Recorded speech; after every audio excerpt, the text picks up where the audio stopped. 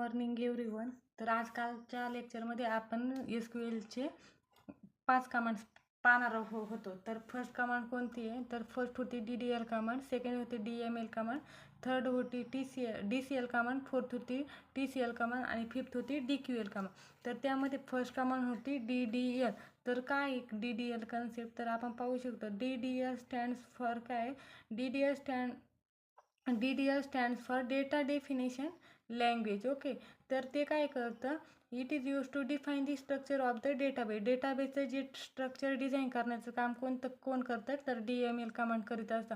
तर त्याचा यूज कुठं होतं? तर DDL कमांड काय करतं? क्रिएट करतं, टेबल क्रिएट करतं, फ्यूज क्रिएट करतं, स्टोअर प्रोसिजर क्रिएट करतं, टेबल्स क्रिएट करतं. त्यानंतर क्रिएट केल्यानंतर त्या स्ट्रक्चरला मॉडिफाय करण्याचं काम कोण करतं? DDL कमांड करतं. त्यानंतर मग डेटाबेस डिलीट कसा करायचा ते पाहणार आहोत. मग डिलीट डेटाबेस, मग त्याचा यूज काय होतं? DDL command is use to create, modify, delete database object such as database and tables. म्हणजे टेबल्सला डेटाबेस अँड टेबलला क्रिएट, मॉडिफाय आणि डिलीट करायचं काम कोण करतं? DDL कमांड करतं. तर त्यामध्ये फर्स्ट होती क्रिएट. ओके, तर DDLचे कोणते तर create, alter, drop, truncate commands हे काय DDLचे.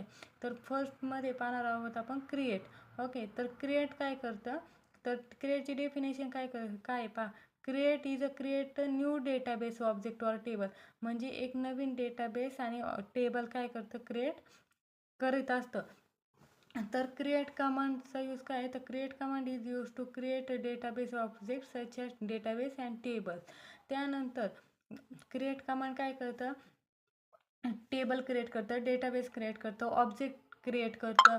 त्यानंतर आपण अजून पाहू शकतो फ्यूज क्रिएट करतं, ट्रिगर क्रिएट करतं, स्टोअर प्रोसिजर क्रिएट करतो. ओके, तर त्यामध्ये आपण फर्स्ट म्हणजे पाहणार आहोत क्रिएट. तर त्यामध्ये क्रिएट कसा केला जातो डेटाबेस? तर क्रिएट डेटाबेसचं नेम ही क्रिएट कमांड यूज केली. ओके, याला क्वेरीज आहे. ओके, तर फर्स्ट डेटाबेस क्रिएट करताना आपण फर्स्ट काय करतो? क्रिएट नेम घ्यायचं क्रिएट कमांड.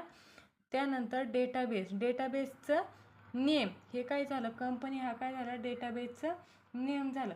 म्हणजेच क्रिएट कमांड काय करतं? क्रिएट कमांड आपण यूज करून काय करतो? न्यू डेटाबेस ऑब्जेक्ट क्रिएट केला जातो, जसे की tables, database, trigger, store procedure. Okay, त्यानंतर नवीन टेबल हा नवीन टेबल क्रिएट करतो. आता इथे पाहू शकता हे काय झालं?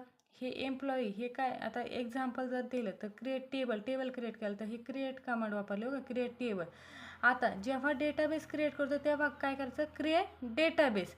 जेव्हा आपण टेबल क्रिएट करतो त्यावेळेस क्रिएट टेबल.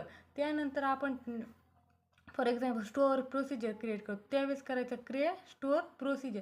ट्रिगर करायचं आहे आपल्याला क्रिएट, तर क्रिएट ट्रिगर. फ्यूज जर क्रिएट करायचं क्रिएट फ्यूज. ओके, म्हणजे क्रिएट कमांड पुढं जे आपल्याला सांगितले म्हणजे डेटाबेस, टेबल, फ्यूज वगैरे तर ते ॲड करायचं. त्यानंतर त्याच्या पुढे काय करायचं? नेम घ्यायचं. आता आपल्याला काय केलं आहे? आपण नॉर्मल कोणता नेम घेऊ शकतो? कंपनी घेऊ शकतो, टेस्ट नाव घेऊ शकतो, सॅम्पल वगैरे काही पण घेऊ शकतो. तर इथे पाहू शकता तुम्ही क्रिएट डेटाबेसचं हे जे आहे ना हे काय झालं? डेटाबेस नेम झालं. आता का? तर हे डेटाबेस आहे म्हणून डेटाबेस नेम घेतलं. आता इथं क्रिएट टेबलचं नेम काय घेतलं आहे आपण? एम्प्लॉई. म्हणजे हे काय झालं? टेबलचं नेम झालं. त्यानंतर एम्प्लॉई ID हा काय झाला आहे? Column. Employee name column. Salary हा कॉलम झाला. त्याच्या पुढे एम्प्लॉई ID पुढे काय आले? डेटा टाईप आला आहे.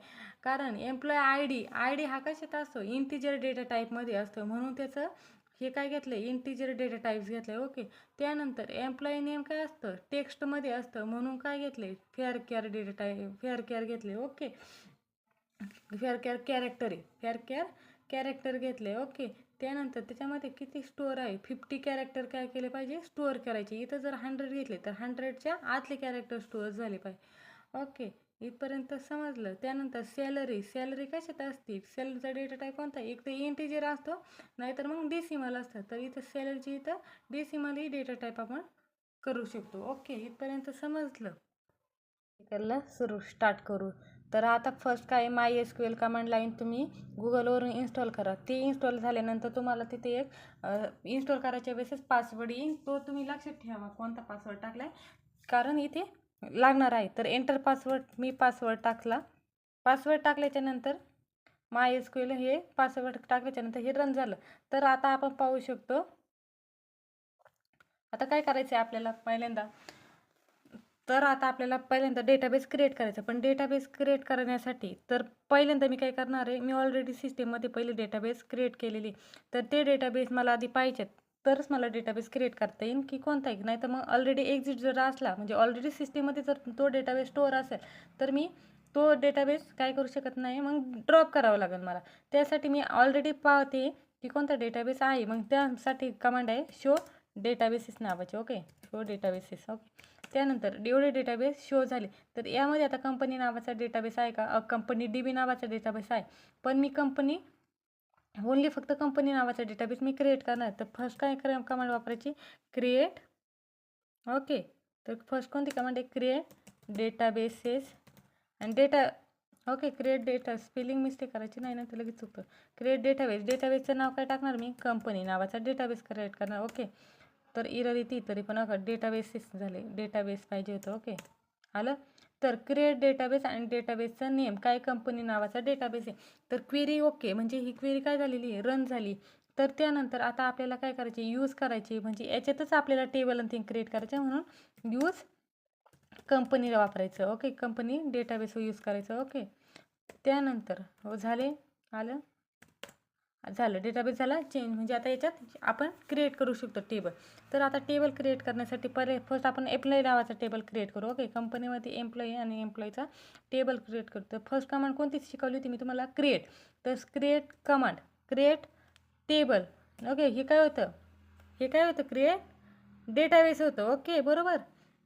डेटाबेसचं नाव टाकलं होतं कोणतं, कंपनी नावाचा. ओके, तर आता क्रिएट टेबल, आता टेबल क्रिएट करायचं. ओके, मी तुम्हाला मागची सांगितलं होतं क्रिएट कमांडमध्ये कोणते कोणते आपण क्रिएट करू शकतो, टेबल क्रिएट करू शकतो, डेटाबेस क्रिएट करू शकतो, स्टोअर प्रोसिजर क्रिएट करू शकतो, इंडेक्स क्रिएट करू शकतो, फ्यू क्रिएट करू शकतो आणि ट्रिगर क्रिएट करू शकतो. हे सगळं आपण लेक्चरमध्ये सगळं पाहणारच आहे SQLच्या. त्यानंतर क्रिएट, आता फर्स्ट कोणतं पाहिलं होतं, क्रिएट डेटाबेस कसा क्रिएट करायचा, एवढंच आहे. क्रिएट कमांड एवढीच आहे, क्रिएट डेटाबेस, डेटाबेसचं नेम.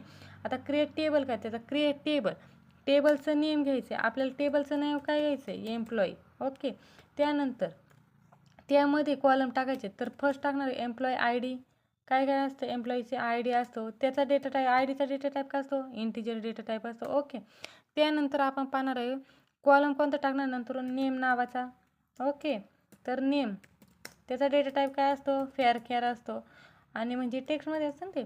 आणि फेअर, त्याची साईज देऊ शकतो आपण 50, म्हणजे त्याच्यात आतले कॅरेक्टर घ्यायचे. ओके, त्यानंतर फेअर डेटा टाईप वापरला. त्यानंतर आपण एक सॅलरी नावाचा कॉलम ॲड करू, सॅलरी. आणि सॅलरीचा डेटा टाईप घ्यायचा इंटिजर. आपण इथे इंटिजरच्या जागेवर डेसिमलही डेटा टाईप घेऊ शकतो. ओके, आणि शेवटी सेमिकोलन द्यायचा. इथे बघू शकता तुम्ही क्वेरी. ओके, ओके, क्वेरी काय झालेली, रन झालेली. ओके, क्वेरी ही रन झालेली, समजलं एवढं. त्यानंतर आता आपण हे झालं क्रिएट कमांड.